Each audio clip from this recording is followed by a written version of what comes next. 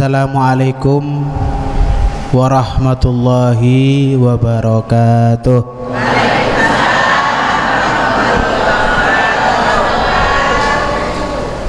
Alhamdulillah. Biasanya kula niku nek salam kadang sampai ping 3. Soalnya nopo? Soalnya kadang jawabnya ku lemes. Nggih. Tapi alhamdulillah pagi hari ini gak perlu 3 kali. Karena alhamdulillah para hadirin hadirat, ibu-ibu, khususnya ibu-ibu dan bapak-bapak, alhamdulillah pagi hari ini semangat untuk belajar ilmu warisan Kanjeng Nabi Muhammad. Mugi-mugi keluar dari majelis, keluar dari masjid, insyaallah angsal ilmu yang bermanfaat. Amin ya rabbal alamin. Alhamdulillahirabbil alamin wa bihi nasta'inu ala umuri dunya waddin. Wa sallallahu wasallama ala sayyidina wa maulana Muhammadin wa ala alihi wa sahbihi ajma'in wa la hawla wa la quwata illa billahil alil azim. Amma ba'd. Subhanaka la ilma lana illa ma 'allamtana innaka antal alimul hakim.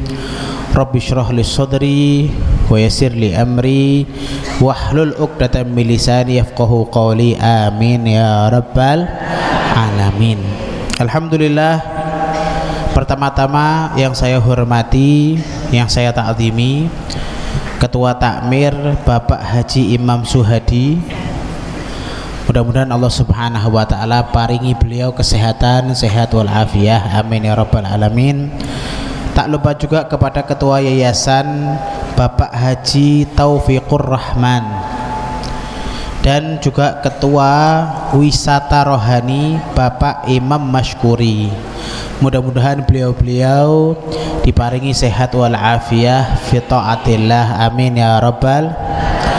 Tak lupa juga kepada para pengurus, baik pengurus wisata rohani atau pengurus Masjid Al-Falah, serta bapak-bapak, ibu-ibu yang mudah-mudahan Allah Subhanahu wa taala memberikan keberkahan kepada kita pada pagi hari ini. Amin ya rabbal. Suaranya pun banter, napa kurang banter malih? Bon. Alhamdulillah. Di dalam hadis Nabi sallallahu alaihi wasallam, Nabi SAW pernah mengatakan, ahabbul biladi ilallahi masajiduha wa abghadul biladi ilallahi aswaquha, wa fi riwayah ahabbul biqa. Di situ Kanjeng Nabi SAW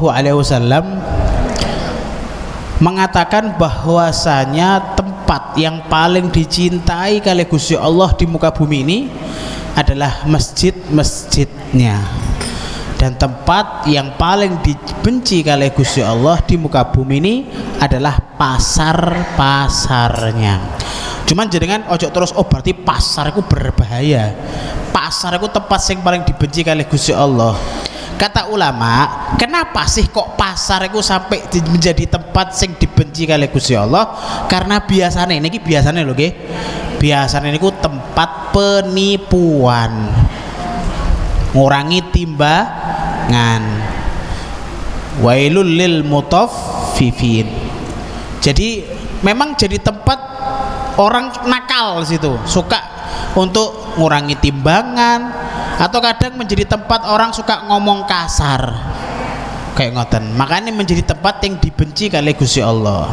Nah terus kata ulama, seandainya kok ono pasar tidak ada penipuan, wonge sopan, maka pasti tempat tersebut menjadi tempat yang juga dicintai kali Gusti Allah.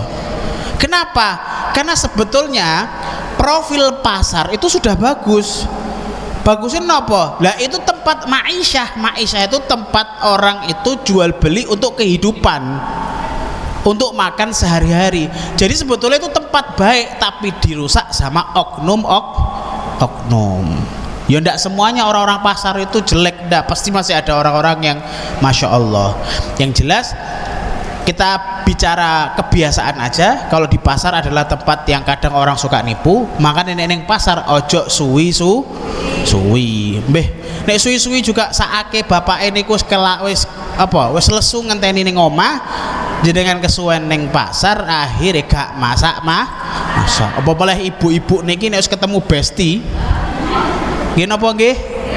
Nek wis ketemu besti ning pasar suwi blonjo mbek ngomongnya akeh ngomongnya.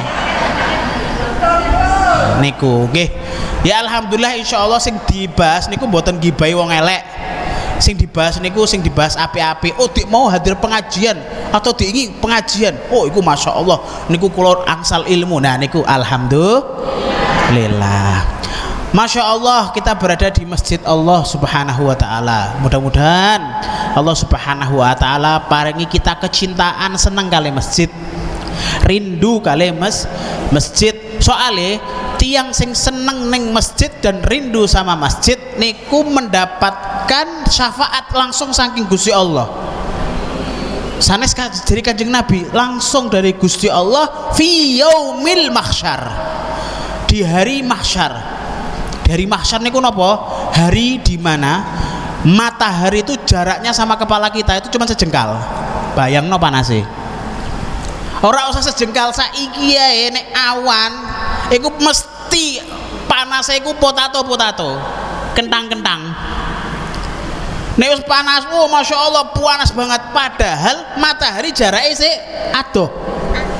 Lah bayangno nek padang mahsyar niku diriwayatkan matahari itu jaraknya 1 jengkal, atau ada riwayat mengatakan isi adoh tapi panasnya koyok seakan-akan matahari berada di 1 jengkal tok. Niku wonten sing sampai adus atau kelelep mbek kringete dhewe. Jadi kringete dhewe iku notos terus sampai dhek kelep ambek kringete dhewe. Ada yang mengatakan keringatnya itu sampai segini. Sampai segini, oh macam-macam tergantung amal ibadah. Lah tapi khusus niki saking Gusti Allah wonten tiang rojulun laki-laki ataupun perempuan, bahkan walaupun sebetulnya perempuan itu afdolnya atau yang paling utama itu di rumah, ojo sering metu. Malah di rumah nek sholat itu afdolnya di rumah, kecuali kalau di masjid nggih, kecuali kalau di masjid ndak ada fitnah, ndak ada tujuan lain, bagus. Tapi kadang lah di masjid ketemu wong lanang iki biasa sing nom-nom iki. Nah iku sing bahaya niku nggih. Tapi nek tujuane murni lillahi taala, kepengin masjid iktikaf mboten napa-napa, bagus. Lah niku dawuh Kanjeng Nabi, orang nek sampai ada rojulun mu'allaqun qalbuhu bil masajid, tiang sing hatine niku selalu terkait dengan masjid, nek metu teko masjid niku mesti cepet rindu kepengen balik. Jadi gak betah ning jaba, malah betahe ning masjid. Nek saiki kan kuwalik, ning masjid sak jam ae bokonge wis panas, rasane wis koyo niku kadang kudu dipikiri lho. Kita nih kudu mikiri, kenapa kok sampai gak betah neng? Padahal masjid ini rumahnya Gusti. Makanya kudu introspeksi diri, nih sampai kula lan panjenengan niki kok sampai gak betah neng masjid. Waduh, berarti ada yang masalah dengan rohani kita. Makanya pantas kalau sampai kita ini perlu untuk dikasih siraman rohani. Nek perlu gak seminggu sedino, setiap hari harus ada siraman rohani. Nek gak ada pengajian golek. Kulo yakin jenengan niki kabeh nggo HP, wong iki saiki ana sing video, ana sing moto, macem-macem nggih. Lah iku lho HP-mu iku lho coba gawe delok hoak terus ae. Delok TikTok, store TikTok ana berita apa heboh, kadang melu komen, ya Allah, HP-mu gak bermanfaat. Sing didelok napa pengajian. HP iki nek ngerusak cepet ngerusak apa menara rek enom gampang dirusak HP. Tetapi bisa juga dijadikan yang sangat bermanfaat. Dirungokno pengajian, oh saiki Al-Falah sik gurung wayahe, padahal wis kangen delok pengajian-pengajian liyane apa, atau jenengan pas mungkin tahu absen, pas diisi kalih kiai sing niku jenengan kok gak hadir. Oh iku pas hari iku aku tak delok ae ning YouTube. Niki kan mlebeten YouTube nggih. Lho pemeneh Masya Allah. Lah niku berarti HP ini dadi manfaat nggih. Jadi kayak ngoten laki-laki atau seseorang yang seneng atau hatinya itu terkait dengan masjid, gak betah nek sampai ning jowo terus, kepengen cepet-cepet kapan aku iso mlebu masjid maneh. Lagi bar salat subuh wiritan ning masjid, lagi metu mungkin sampai jam 09.00 wis kepikiran, waduh sik 3 jam maneh iki ning masjid. Sumpah kapan yo salat duhur iki nek coba iso tak ajukno salat duhur iki. Seneng. Nah, itu kata Nabi SAW, nanti sama Allah Subhanahu wa taala akan diberikan naungan fi yaumin la dhilla illa dhilluh. Di hari mahsyar tersebut diberikan naungan kali Gusti Allah yang mana dia tidak akan pernah merasakan panas sama sekali, adem koyo asinan. Mudah-mudahan kula lan panjenengan saya termasuk tiang niku, amin ya rabbal. Nggih, diiling-iling ojo sampai gak betah ning masjid. Mungkin kadang sifat gak betah itu relatif, itu sifatnya manusia. Manusia itu memang sifatnya ora betahan, dijak apik itu wangel. Sifat manungso memang. Bahkan Allah itu juluki manusia itu dengan dhaif. Dhaif niku napa? Lemah. Bahkan malaikat Jibril niku pernah waktu pertama kali tawaf di arsy-Nya Allah, gara-gara pertama kali diciptakan kali Gusti Allah. Jadi malaikat Jibril itu pertama kali diciptakan kali Gusti Allah kan seneng, bersyukur. Carane bersyukur malaikat Jibril adalah dengan tawaf di arsy-Nya Allah Subhanahu wa taala. Cuman arsy-Nya Allah Subhanahu wa taala itu azim, besar banget. Malaikat Jibril yang besar seperti itu tidak akan pernah bisa menemukan atau keliling satu kali aja di dalam arsy-Nya Allah Subhanahu wa taala. Saking gedenya arsy Allah. Cuman ketika sedang tawaf, dan itu kalau tidak salah perjalanan 70.000 tahun, perjalanan 70.000 tahun lamanya. Niku langsung ditangleti kali Gusti Allah. Ya Jibril, wahai Jibril, apa yang kau lakukan? Aku ngerjakan ini karena syukur kepadamu ya Allah. Ya bagus wahai Jibril, cuman 2 rakaat yang dikerjakan oleh umat dhaif, umat yang lemah, umat Muhammad SAW, itu lebih aku cintai daripada apa yang telah kau lakukan. 2 rakaat loh jenengan umat Nabi Muhammad, 2 rakaat sholat iku luwih disenengi kali Gusti Allah daripada yang sudah dilakukan oleh malaikat Jibril barusan. Allahumma sholli ala sayyidina Muhammad. Makanya bener kita ini adalah umat yang tertinggal, maksudnya umat terakhir, tetapi insya Allah melebet surgane pertama. Nggih, pokoknya sementing amal ibadahnya dijogo. Nggih, ojo gampang maksiat, nek iso ojo maksiat sama sekali. Nggih, maksiat yang paling mudah zaman sekarang ini adalah maksiat mulut dan tangan. Zaman sekarang paling gampang mungkin tangan, malah nek mulut mulai biasa. Tangannya apa? Digawe nge-share hal-hal yang sangat merugikan umat. Nek mulut ini kan kudu ketemu lawane lagi iso gibah, nggih. Mosok jenengan gibah dhewean. Nek ketemu bestine lagi iso gibah. Tapi nek tangan saiki bestine adoh iso dijak gibah. Lewat handphone, lewat HP. Kayak ngerti lagi ono masalah set langsung koncone di WA. Kayak ngerti wong iku dek mau bar ngene-ngene, padahal gak ketemu loh. Iso sempet-sempete jarak, iso adoh, iso gibahi wong. Lah iku tangan iki saiki berbahaya. Suka ngetik sesuatu yang mana ketika jenengan nek sudah dilihat oleh orang, walaupun mbok hapus tapi wis didelok mbek wong, sampean gak iso menghapus ingatan orang tadi.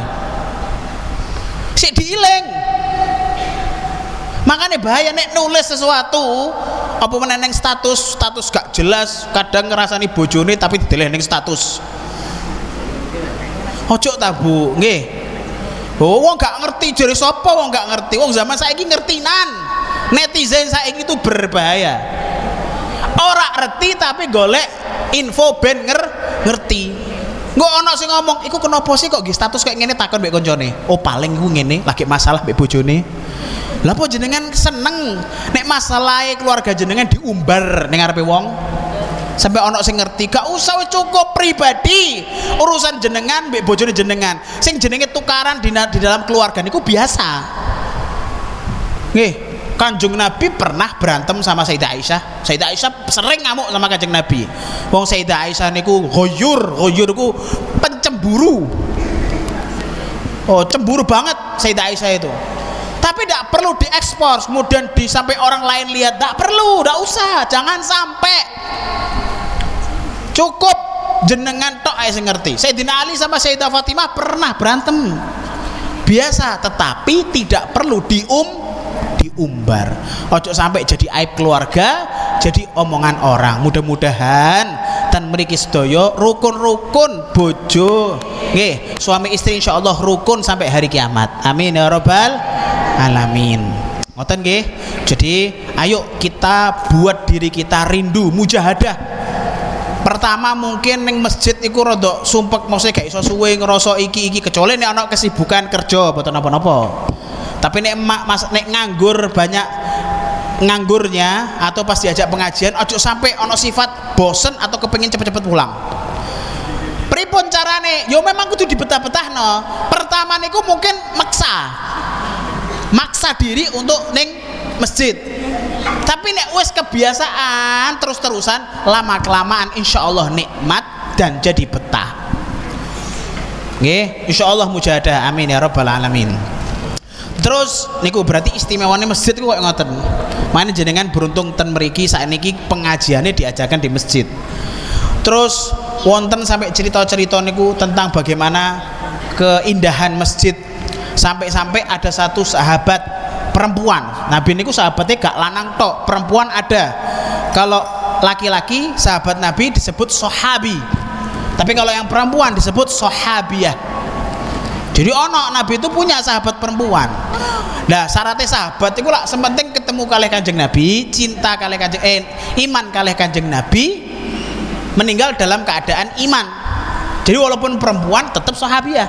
Yang penting ketemu kalih Kanjeng Nabi, iman kalih Kanjeng Nabi, meninggal dalam keadaan iman. Nah terus, niki sahabat sahabiah nih tugasnya setiap hari niku nyapu masjid. Jadi wonten perempuan di zaman Kanjeng Nabi yang punya tugas setiap hari niku nyapu masjidnya Allah Subhanahu wa taala. Namanya Ummu Mahjan. Namanya sinten? Ummu Mahjan. Tapi kalau dilihat dari Ummu Mahjan sendiri profilnya niku memang wong biasa. Bukan ulama, bukan sahabat pinter, bukan perempuan pinter. Ya cuman pokoknya nyapu masjid. Zaman saiki kan modelnya kayak ngono. Nyapu masjid dipandang sebelah mata. Padahal nyapu masjid jujur, wong nyapu masjid lebih afdol dari saya. Wes gak usah jenengan, dari saya. Saya sendiri belum tentu istiqomah bisa nyapu masjidnya Allah. Tapi wonten tiang ten masjid niki wis ono seneng nyapu masjid itu lebih afdol dari saya. Lebih mulia dari saya. Sahabat itu sempat kecilek soalnya Ummu Mahjan diriwayatkan meninggal dunia. Ketika meninggal dunia dapat sehari, 2 hari, 3 hari Kanjeng Nabi boten nate Ummu Mahjan selama 3 hari. Digoleki kali Kanjeng Nabi, iki ning di Ummu Mahjan, aku kok gak tahu ketok. Di mana Ummu Mahjan? Dijawab kali sahabat, meninggal ya Rasulullah. Lah, meninggal dan kalian tidak kabari kepadaku. Kata sahabat, waktu itu keadaannya sangat panas ya Rasulullah. Kalau tidak salah dikubur siang. Jadi kita pikir ini hanya Ummu Mahjan, nyapu masjid. Keadaan sangat panas waktu itu, jadi kami tidak mau mengganggumu atau membuatmu menderita gara-gara kepanasan. Akhirnya kita kuburkan. Akhirnya Kanjeng Nabi langsung dawuh, sekarang antar saya menuju kuburan Ummu Mahjan. Sampai di situ Kanjeng Nabi langsung sholat di depan kuburan Ummu Mahjan, dan kemudian setelah Nabi sholat, Nabi berteriak di dalam kuburan Ummu Mahjan. Nabi mengatakan, Assalamualaikum ya Ummu Mahjan. Dijawab dari dalam, Waalaikumsalam ya Rasulullah. Kaifa haluki ya Ummu Mahjan? Bagaimana keadaanmu sekarang ini wahai Ummu Mahjan? Dijawab, ya Allah, ya Rasulullah, saya sangat gembira, saya sangat nikmat dan bahagia sekarang ini ya Rasulullah. Padahal ning jero kubur, tapi nikmat, bahagia, tidak merasakan azab kubur sama sekali. Tanya Nabi, kok bisa? Apa amalanmu wahai Ummu Mahjan? Dijawab, karena aku suka membersihkan rumahnya Allah, Kanjeng Nabi. Alhamdulillah. Jadi niki loh, tiket nikmat di kuburan. Orang kalau sudah di kuburan itu nikmat bahagia, berarti di akhirat pasti bahagia. Kebalikannya, nek wis ning kuburan naudzubillahi min dzalik diazab kali Gusti Allah. Azab kuburan niku napa ae sih? Niku peteng, tidak merasakan cahaya sama sekali. Kedua, jadi tanah itu iso mendempet badan dia sampai remuk. Naudzubillahi min dzalik. Wonten malaikat sing bakal nanyai dia, man rabbuka wa man nabiyuka. Gak iso jawab. Aku insyaallah iso jawab, wong aku muslim, aku ngerti nabiku. Belum tentu. Semua tergantung amal ibadah. Walaupun sampean hafal Quran, walaupun hafal Taurat, Injil, Zabur, pek kabeh iku, walaupun hafal beberapa kitab semuanya, tapi kok amal ibadahmu lebih sedikit daripada maksiatmu. Jadi ojo jenengan kira oh wong alim berarti pasti masya Allah niku apa jenenge pasti amal ibadahnya top gitu. Kadang nek kita sih husnudzonnya seperti itu nggih. Nek tiang soleh kita lihat orang alim insya Allah ahli ibadah, itu tugas kita. Tugas kita ini husnudzon. Tapi mungkin ada orang-orang alim yang disebut oleh para ulama mutarassimin. Cuman ketok tok wong alim tapi jerone bosok. Wonten, tapi kita tidak boleh suudzon. Tapi ada yang seperti itu. Jadi amal ibadahnya koyo percuma karena banyak maksiatnya. Niku tetap kena azab saking Gusti Allah, dan bisa-bisa ketika ditanya man rabbuka dia tidak bisa menjawab karena tidak punya amal ibadah. Jadi sing iso gawe bibir kita sekarang ini, bibir kita gampang mengucapkan sesuatu apapun sekarang. Tapi nek ning kuburan ning akhirat tidak bisa ucap kecuali jika Allah mengizinkan. Makanya mumpung saiki jenengan dengan enaknya bisa zikir, bisa baca Quran, itu dijalani. Soalnya mangke ning kuburan wis gak iso jawab, malaikat pun ndak bisa. Ketika sudah tidak bisa dijawab oleh pertanyaan malaikat, niku malaikat wis nggawa pentungan. Digiretno mbek malaikat ping pisan, iku tembus sampai 70.000 perjalanan. Musafir 70.000 perjalanan tembusnya sampai ambles sampai kayak ngono. Naudzubillahi min. Tapi insyaallah ten mriki sedaya saged jawab. Insyaallah jenengan sedaya bapak-bapak, ibu-ibu insyaallah semuanya saged jawab. Amin ya rabbal alamin. Kayak ngoten nggih. Terus Kanjeng Nabi niku dawuh, kalau ada di antara kalian yang meninggal dunia, kabari saya, kata Kanjeng Nabi. Karena saya nanti bisa untuk mensolatinya hingga bisa mengurangi seandainya dia diazab kali Gusti Allah. Jadi syafaat sholatnya Kanjeng Nabi untuk mereka itu syafaat.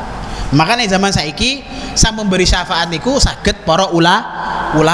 Makanya jenengan nek salah satu dari panjenengan atau keluarga, ya Allah panjang umur sedaya, atau salah satu dari keluarga panjenengan ada yang meninggal dunia, diusahakan manggil kiai untuk mensolati atau mendoa. Cuman nggih niki kula ingetke nggih. Sebetulnya sing paling afdol mengimami sholat jenazah niku anak lanang. Ojo karepe dhewe melu ngatur-ngatur. Engko kadang tetanggane wis iki lho, ya iki lho, wis dadi imam ae. Sampeyan gak usah melu ngatur sik. Anak lanange sik gelem to gak ngono lho. Nek anak lanange wis jo aku wis kiai, dah iku lagi kok kiai ini sing maju. Tapi tetap utamanya itu anak lah. Kenapa kok gak wong alim iki ae, kan lebih alim, lebih iki anak lanang lebih rahmat ke bapaknya daripada wong alim iku. Jadi anak lanang naik pas nyolati bapaknya kan iku dengan kasih sayang. Niku lho alasane. Cuman kadang ya ngono, ada sebagian orang iku anaknya gak iso salat jenazah. Wong salat kita kadang takbire ping 18. Jadi kadang koyo ngoten, makanya kadang dikekno ning kiyaine, soalnya ngerti anak lanang iki susah karena tidak paham di dalam salat jenazah. Naudzubillah min dzalik. Makanya niki kula niki karena waktunya 1 jam nggih. Jadi nanti saya akan bahas sedikit tentang Al-Qur'an. Karena zaman sekarang ini banyak pemuda-pemudi yang tidak bisa baca Al-Qur'an. Niku kesalahane sapa? Kadang kesalahan wong tuwane. Jenengan ojo nyangkal. Kula niki nggih wong tuwa. Maka ketika saya punya anak, ya, saya sudah alhamdulillah sudah punya anak. Maka ketika anak itu saya sudah punya, langsung saya bilang ini titipan Allah. Nek anak iki sampai gak genah aku tanggung jawab. Kecuali saya sudah berusaha. Berusahane napa? Wis tak coba tak tuturi dengan akhlak yang baik. Sudah saya ajari baca Al-Quran, sudah saya kenalkan dengan para ulama boten artis, sudah saya ajak dia untuk pergi sowan sama tiang-tiang soleh, sudah sering tak ajak ke masjid. Kok ternyata naudzubillah min dzalik dadi preman. Lha iku wis keluar dari tanggung jawab saya karena saya sudah berusaha. Tetapi nek semama dari kecil wis gak tahu dikenalno Kanjeng Nabi, dikenalno mbek kancil nyolong timun. Nggih napa nggih? Isuk ape turu dongeng kan kancil, boten nyeritakno nak sampean tahu Kanjeng Nabi. Kanjeng Nabi niku adalah nabi yang paling akhlak, yang paling tampan di dunia ini. Lah ngono lah enak sih. Iki gak kancil nak nyolong timun terus dipasangi perangkap ambek wong sawah-sawah. Lah akhirnya pas gede sing diiling, aku biyen diceritani ibuku kancil iku seneng nyolong timun. Beda mbek wong biyen, zamane Sayyidina Abu Bakar As-Siddiq waktu jadi khalifah, Nabi sudah meninggal dunia. Dan waktu itu ada perang namanya perang Yamamah. Perang Yamamah itu perang yang mana di waktu tersebut ada satu anak laki-laki umur 11 tahun izin kepada ayahnya untuk ikut andil dalam perang. Bayangno umur piro? 11 tahun, zamane bocah saiki seneng main Mobile Legend. Nggih napa nggih? Bocah metu lo kadang gak gelem kok bocah perang. Dijak keluar nek pas wae Mobile Legend gak iso diganggu, dijak omong lo gak iso, ngamuk malan. Zaman sudah berubah gara-gara HP. Nah iki zaman waktu itu anak kecil tadi, bapak ibu saya izin mau ikut perang. Jenenge bapak ibu delok anak isih umur 11 tahun pasti dilarang. Ojo anak isih 11 tahun apa melu perang, mati konyol sampean. Nangis makso kepengen melu perang, bengi gak nurokno, nangis terus sampai subuh gara-gara kepengen melu perang. Akhirnya laporan kali Sayyidina Abu Bakar As-Siddiq wong tuane niki. Waktu itu jadi khalifah. Setelah dilihat oleh khalifah Sayyidina Abu Bakar As-Siddiq, gak iso dilarang. Iki bocah bakal terus kayak gini terus. Akhirnya ya wis lah diizini perang dengan berat hati, terpaksa ya wis sama wong tuane diizini perang. Besok pagi ketika sudah persiapan untuk berangkat perang, bapak metu teko omah ambek pakai baju besi, baju perang, nggo pedang dengan gagah. Anake metu mbek menculot sret, mbek gowo pedang pisan, pedang cilik sing pasti wong jenenge bocah cilik, mbek pakai baju perang. Suweneng, apa perang iki suweneng. Bapak isih delok-delok iki piye iki? Umur 11 tahun lho nang. Kok sampe main perlu perang, mbok pikir main dolanan ketak umpetan ning kono. Ora obat delik ning kono nang. Perang, kok apa-apa aku pengen perang, aku suweneng aku iki. Sampai akhirnya ketika sudah mau berangkat, dia noleh dulu kepada ibunya. Ibunya nangis. Kan gak tegel jenenge wong wedok meneh nggih. Delok anake perang pasti dibayangno aneh-aneh. Tiba-tiba dia kirim salam, mengucapkan kalimat yang sangat membuat hati bergetar.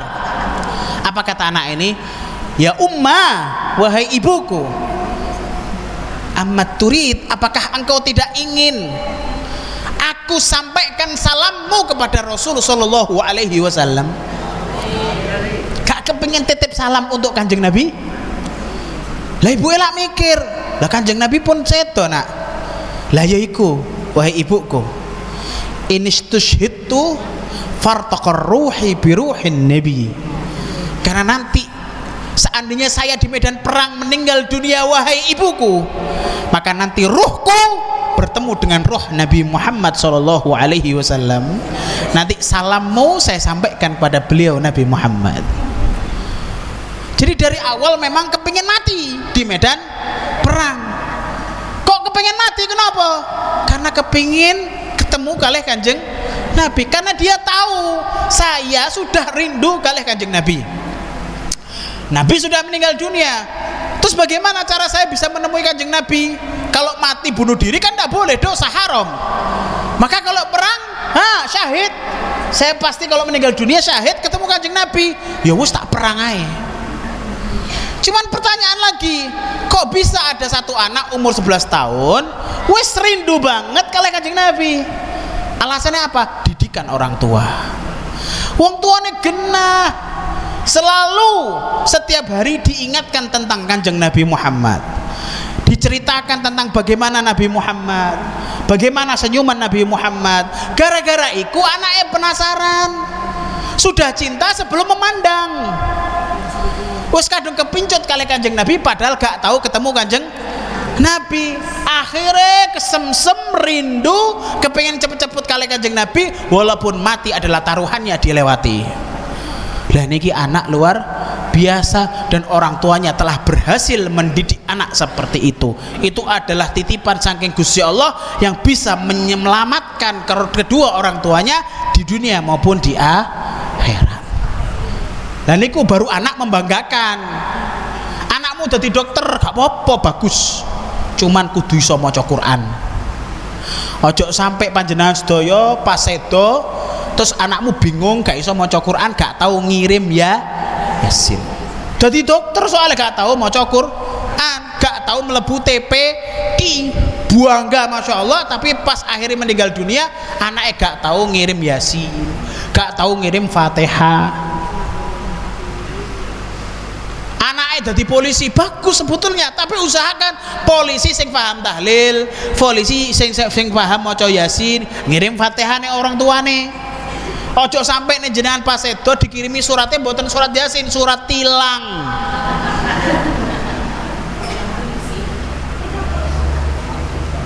Ampun nggih. Jadi ayo mulai sekarang diusahakan anak-anak panjenengan iki titipan saking Gusti Allah. Lah kok ngene iki? Turu ngene gak apa-apa. Sepenting hadir pengajian. Gak apa-apa.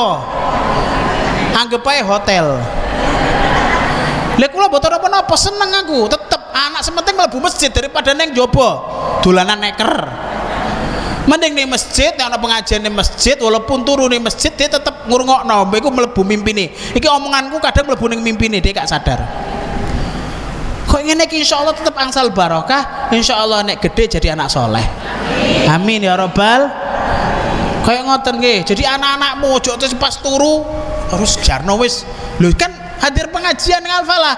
Ora apa-apa sakno turu. Ora gereten. Gawok ning masjid, turu kok ning masjid ora apa-apa. Sementing biasano mereka pergi ke masjid, ojo nek pas mangan nek dipikiri. Iku turus, tapi gurung mangan, tangeni ben mangan.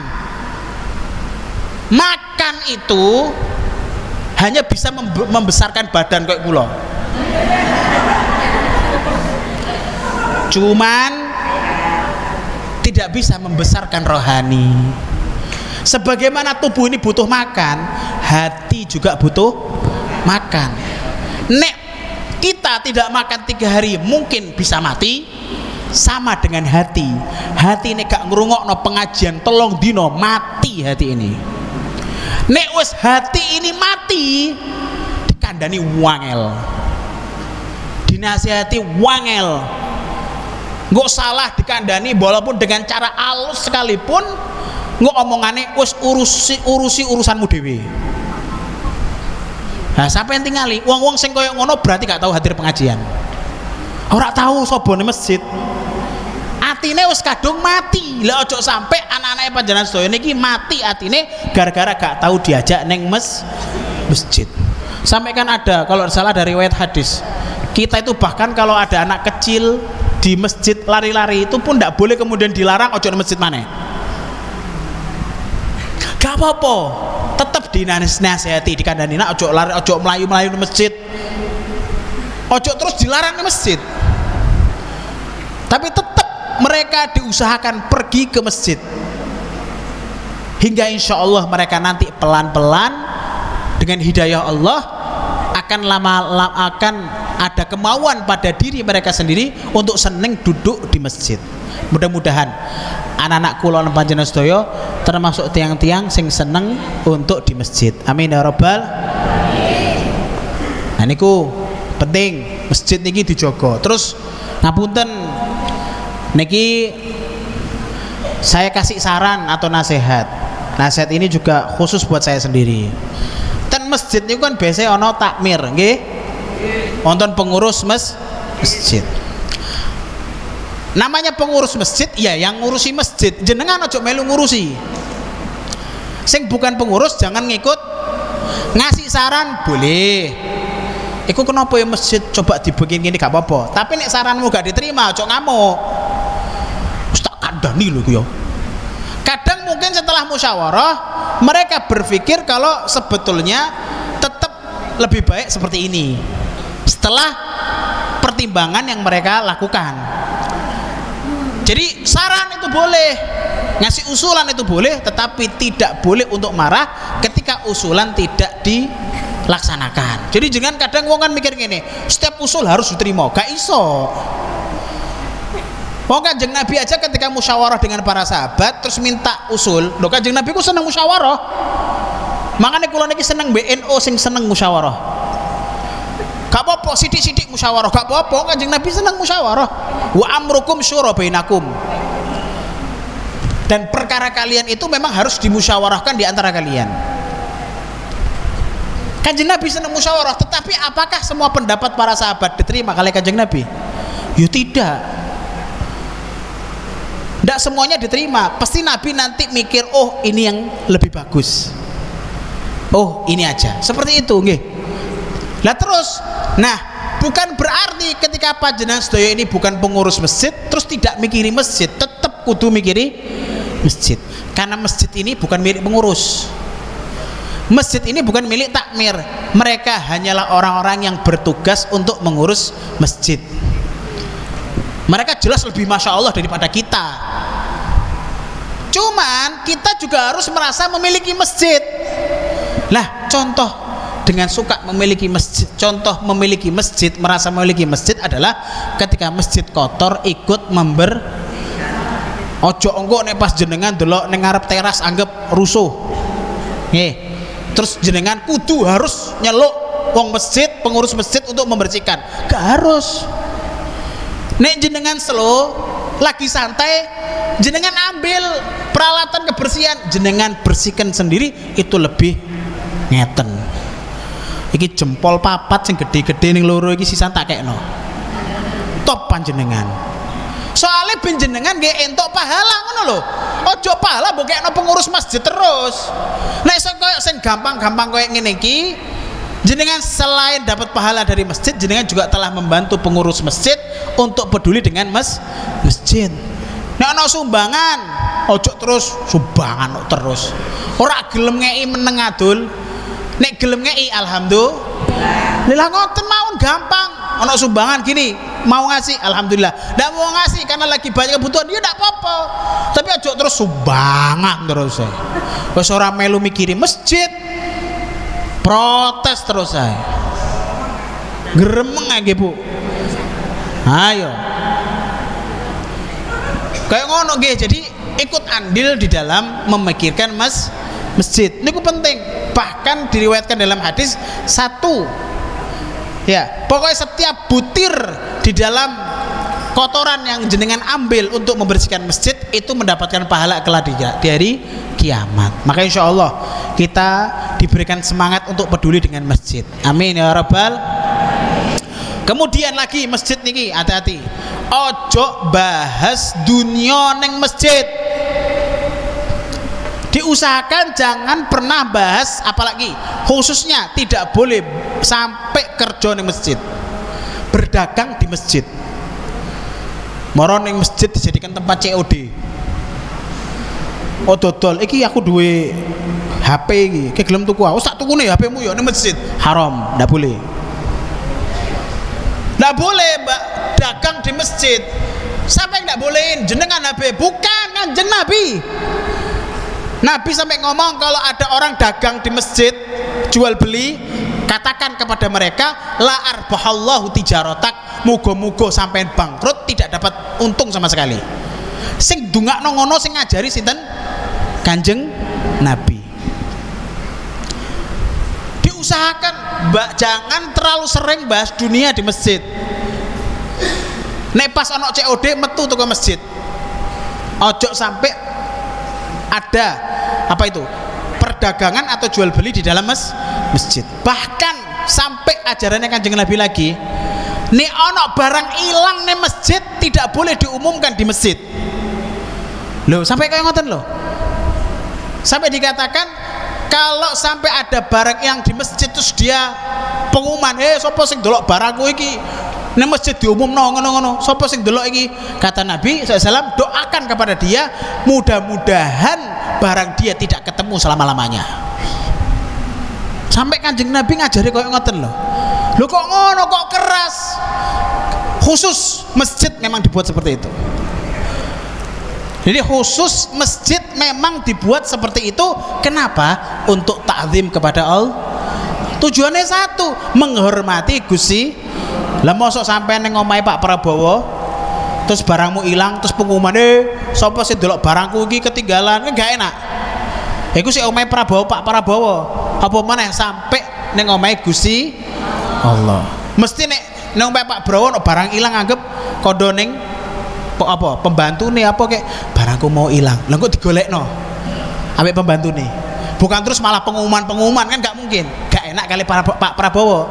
Apa maneh nek iki masjid Gusti Allah. Nggih, mudah-mudahan kita diberikan ta'zim kepada masjidnya Allah, amin ya rabbal alamin. Sedikit saya kepingin membahas tentang Al-Quran karena waktu masih 15 menit. Sik ngumbiriin betul nama apa nggih? Sponsor Extra Jos. Iki Torabika nggih, tapi Torabika isine jahe nggih.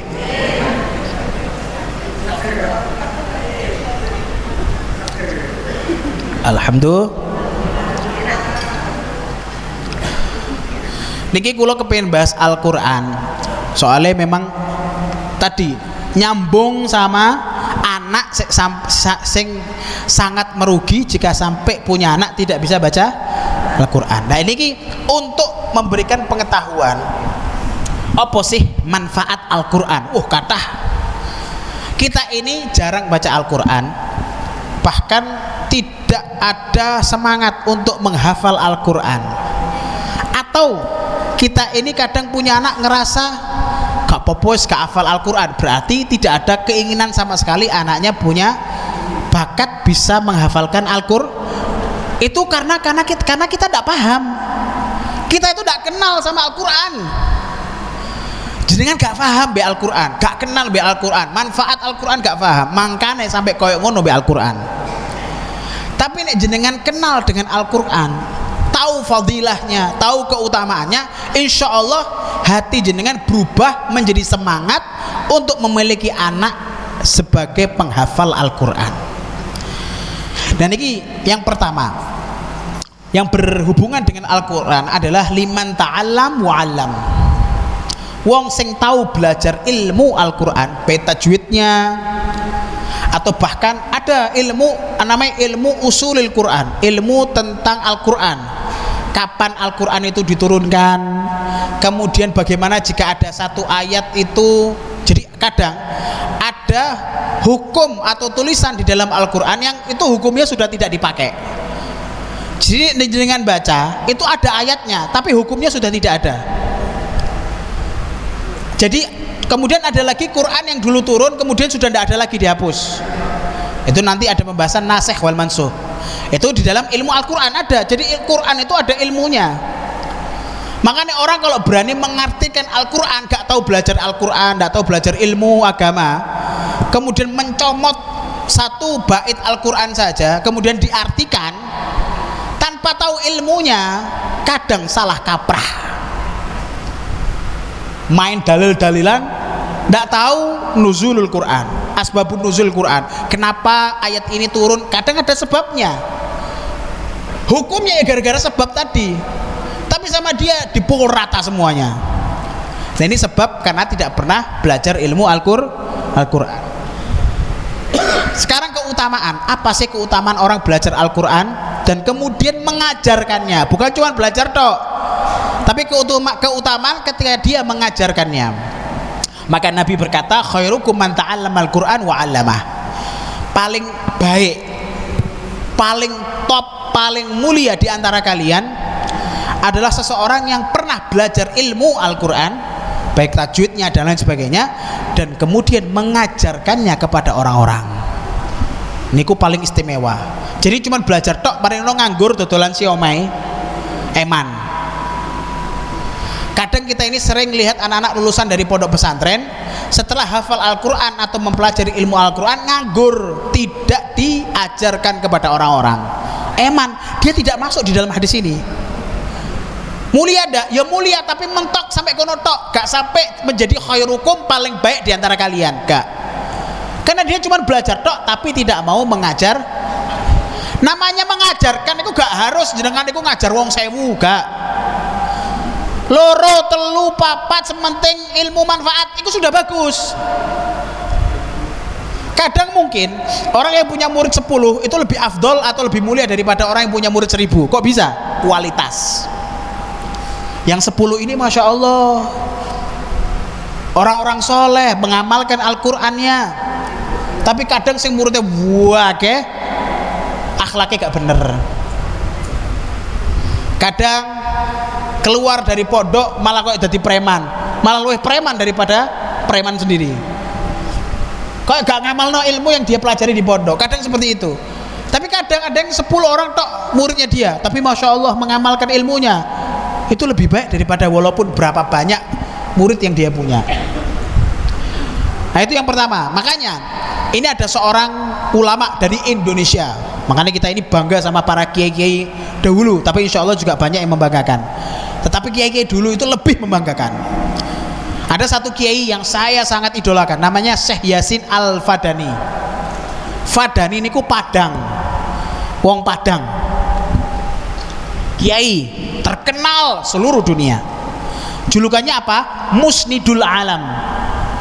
Sampai punya julukan Musnidul Alam, yang megang sanad hadis sedunia beliau.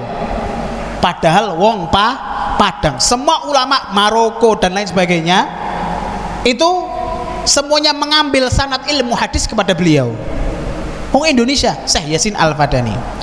Dulu beliau pernah tinggal di kota Mekah. Waktu beliau tinggal di kota Mekah, itu beliau kalau sudah buka pengajian kayak ngeten niki, sing hadir niku ulama-ulama, bukan wong biasa. Ulama dari Maroko, Mesir, Turki dan lain sebagainya. Tapi kalau sudah maghrib, kalau tidak maghrib sore gitu, itu beliau di rumah, tidak kemana-mana. Di rumah ngapain? Buka TPQ, gaya rerek cilik, bocah-bocah cilik. Siapa sih ngajar? Gak ngongkon murid, beliau dewe terjun ngajari bocah-bocah cilik ngaji. Padahal ulama besar wisan. Sing diajar biasanya para ulama. Tapi ndak, beliau tetap buka TPQ, punya waktu setiap hari untuk ngajari bocah-bocah cilik ngaji. Sampai murid-muridnya itu ngomong, "Ya Kiai, ya Syekh, kok ndak ke masjid saja, itu sudah ditunggu." Jadi di masjid itu wis dinteni mbek ulama-ulama apa belajar mbek beliau. Tapi beliau malah sibuk ngajar bocah cilik ngaji. Kenapa ndak ke sana? Ini biar saya saja, saya kan bisa ngajar mereka ngaji tok. Mereka bilangi, kalau mau belajar sama saya tunggu saya selesai. Kok kenapa seperti itu sih Syekh? Kenapa kok seneng banget ngajar bocah cilik? Dijawab, khairukum man ta'allamal Qur'an wa 'allamah. Sing kepingin dijuluki khairukum iku gak sampean tok, tapi saya juga kepingin mendapatkan julukan kalih Kanjeng Nabi atau kemuliaan dari Kanjeng Nabi, menjadi khairukum, paling baik di antara kalian. Dengan apa? Dengan saya belajar di dalam Al-Quran dan saya mengajarkannya sekarang ini kepada anak-anak kecil. Mana guru ngaji ku istimewa. Nggih, nek jenengan punya anak terus ngaji ning guru-guru ngaji, tulung niku dimulyakno, dihargai. Aja mbok kai kirim salam tok, aja mbok kai senyuman tok. Nek duwe apa-apa iku iling guru ngaji. Ada satu Imam Muhammadul Baqir, masih mungkin ke-5 atau ke-7 dari keturunan Nabi SAW. Imam Muhammadul Baqir ini suatu ketika pulang dari rumah, beliau melihat anaknya sedang diulang ngaji ambek guru ngajine. Niku atine saking bungae langsung diberikan 120 onta. Dikasih hadiah apa? 120 onta bersih ikhlas lillahi ta'ala untuk guru ngaji tersebut. Zaman saiki mungkin satu onta podo mbek motor Beat siji.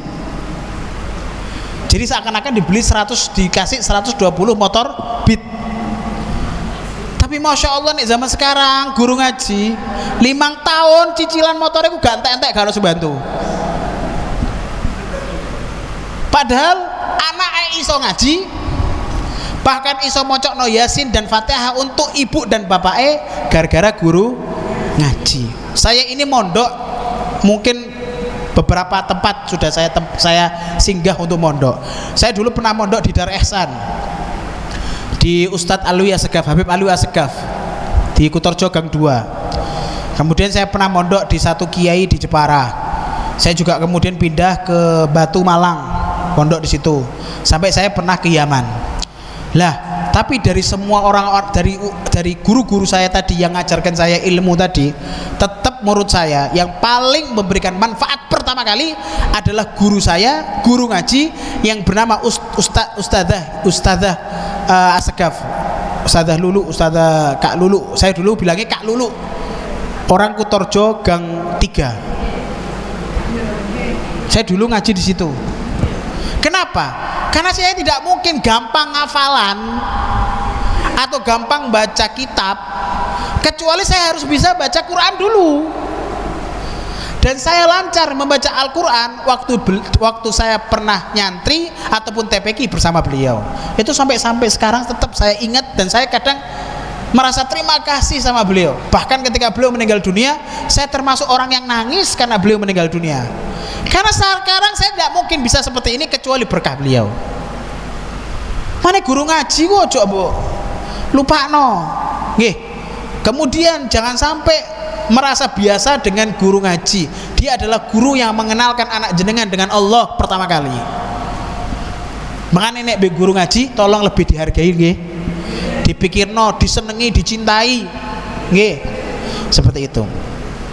Kemudian keuntungan orang yang hafal Al-Quran, tadi belajar dan mengajarkan. Sekarang keuntungan orang yang hafal Al-Quran. Pertama, kalau sampai ada orang di antara kita atau di desa kita ada yang tidak menghafal Al-Quran, maka kita harus musyawarah, kita harus membentuk tim atau memikirkan bagaimana caranya di desa kita harus ada yang hafal Al-Quran walaupun satu. Karena orang yang hafal Al-Quran, kata ulama, amanun fil ardi, memberikan keamanan dari azab Allah di muka bumi ini.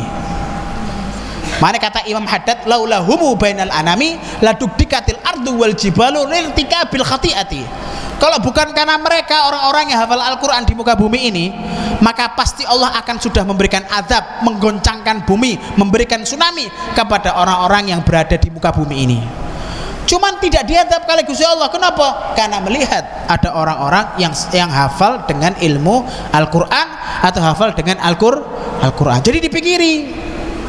Penting itu sampai satu desa kok ono sing gak hafal Al-Quran bahaya. Nek perlu urunan. Iki kudu golek siji sing mondok. Gak duwe biaya, ayo urunan biayai bocah iki mondok ben hafal Al-Quran supaya nanti bisa menjadi mahkota di desa kita orang yang hafal Al-Qur'an. Apa meneh nek panjenengan sedaya Masya Allah ora usah iku anakku wae.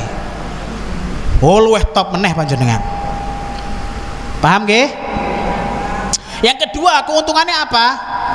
Orang-orang yang punya anak, ibu-ibu, bapak-bapak yang punya anak hafal Al-Qur'an, kelak nanti di akhirat jenengan diberikan mahkota. Di surga Allah atau di akhirat jenengan diberikan mahkota. Sampai tiang-tiang yang lain yang tidak punya mahkota itu bertanya-tanya, iku sopo yo sing mereka memiliki mahkota begitu indah di atas kepala mereka. Ahum nabiyun, apakah mereka nabi? Dipikir nabi panjenengan? Bukan, mereka bukan nabi. Ahum rasulun, apakah mereka para rasul? Bukan. Lah kok mereka bisa seperti itu indahnya? Mereka bisa memiliki mahkota seperti itu. Apa kemuliaan mereka? Mereka hanya seorang orang tua yang punya anak hafal Al-Qur'an. Gak melu ngafalno, tapi dua anak hafal Al-Qur'an. Gara-gara iku diberikan keistimewaan saking Gusti Allah. Mane nggih jenengan apa meneh sing macane kadang wong tua macane sik gradul nggih. Iso ono kan? Mungkin zaman sekarang masih ada. Mungkin dulu waktu mudanya terlambat baca Al-Qur'an. Sampai wong tua dadi wong tua wis mulai sadar alhamdulillah tetep nggih. Kemudian mulai belajar Al-Qur'an sik gradul. Dan nek introspeksi diri, nek wis panjenengan sedaya wis kaya ngono ojo sampai duwe anak kaya panjenengan. Harus lebih hebat pengalaman, ojo koyo aku nak. Sampean kudu Masya Allah, sampean adalah syafaat buat kita semua. Maka mudah-mudahan anak panjenengan sedaya mendapatkan kemuliaan membaca Al-Qur'an. Terakhir, soalnya wis pepet iki. Terakhir niki langsung adab Al-Qur'an. Pertama, maca Qur'an. Jenengan nek malik Al-Qur'an niku mbok apakno? Atau gini? Gak boleh. Di kitab Fathul Alam dikatakan haram. Kenapa? Ya menjijikkan ta, Bu? Nggih. Mbok pikir duwe Gak boleh di kitab Fathul Alam, ndak boleh buka Quran pakai do seret to. Yo piye kek jukuk banyu kek to apa cuk ge idumu. Mosok beb najib iki coba pipimu tak wolak-walik mbek iduku.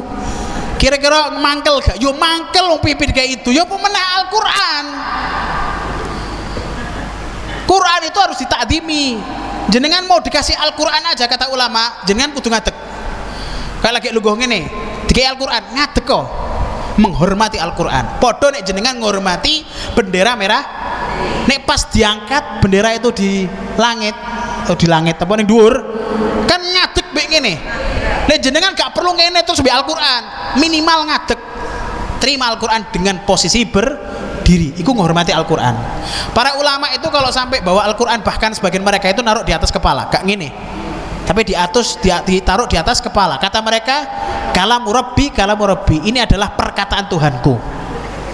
Terus terakhir, nek jenengan nganterno anak-anak panjenengan ning TPQ, ya wes, nek usahakan nek jenengan boten dalam keadaan haid, jenengan juga bawa Al-Qur'an. Kadang kan mbok enteni sampai bar.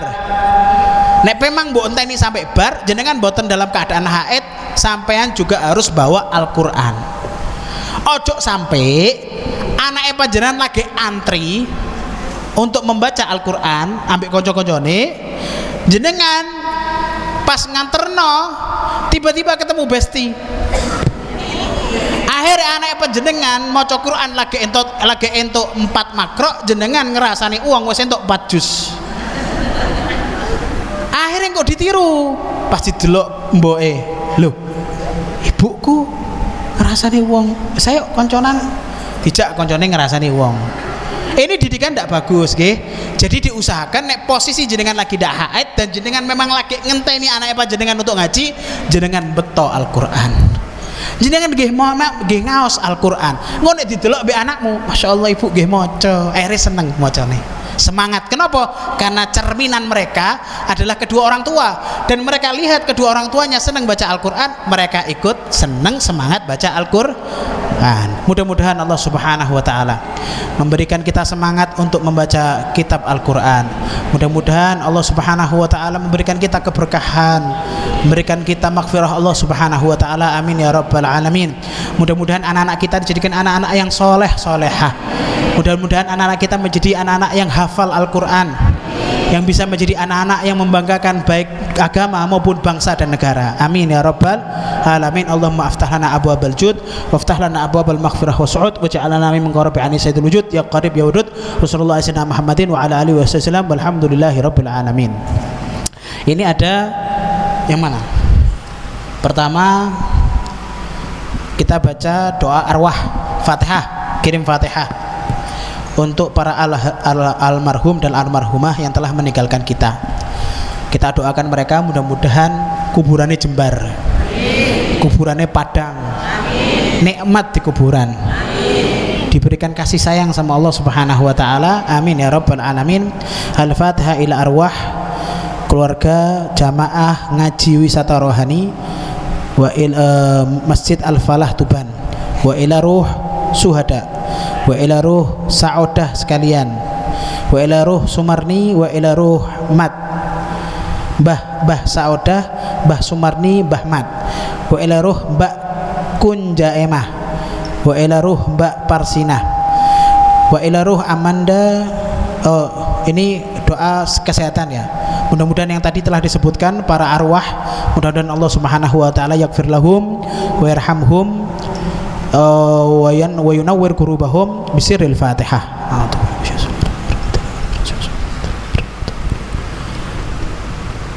Kemudian Al-Fatihah untuk kesembuhan, syifa kepada Ananda Putri Ana, semoga cepat lekas sembuh. Kemudian Ibu Khuzaimatun, ya nanti ibu ini dapat doa khusus nanti karena mau tidak haji, nggih. Kemudian dan ya, nanti kita doakan kepada donatur sayur gratis, nggih. Nah, pertama syifa untuk Ananda Putri Ana, mudah-mudahan Allah syfi mardaha wa yashfi mardaha wa yakfir dhanbaha bisirril Fatihah.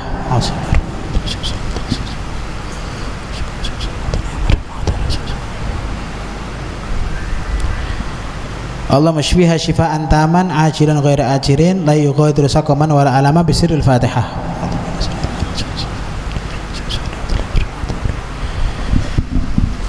Dan untuk Ibu Khuzaimatun, ini sama seperti mana, Mas? Sama seperti yang di sini tadi. Yang mau tindak haji, mudah-mudahan hajinya haji mabrur, haji makbul. Mudah-mudahan di sana diberikan semangat dalam amalan ibadah, diberikan semangat di dalam tahajud tadarruk kepada Allah Subhanahu wa ta'ala. Mudah-mudahan juga diberikan izin untuk bisa ziarah kepada Nabi Muhammad SAW. Mudah-mudahan bisa mendapatkan syafaat Nabi Muhammad SAW bisirril Fatihah.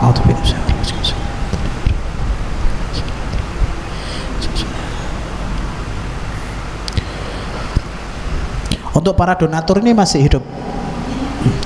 Dan untuk para donatur, iya, hidup pasti ya, namanya juga donatur ya. Untuk donatur sayur gratis, wisata rohani, mudah-mudahan Allah berikan ekonomi yang tambah lancar, rezeki yang berkah, manfaat buat ummah, diberikan kesehatan kali Gusti Allah, diberikan manfaat di dalam hidupnya. Mudah-mudahan Allah Subhanahu wa ta'ala memberikan keberkahan, maghfirah, rahmat, inayah, riayah kepada mereka sekalian. Amin ya rabbal alamin. Bisirril Fatihah. Ya karena abdu nasta'in Islam muslim salatin yang talim bermautuh tolin. Amin. Mungkin kalau ada salah kata dari saya mohon maaf yang sebesar-besarnya.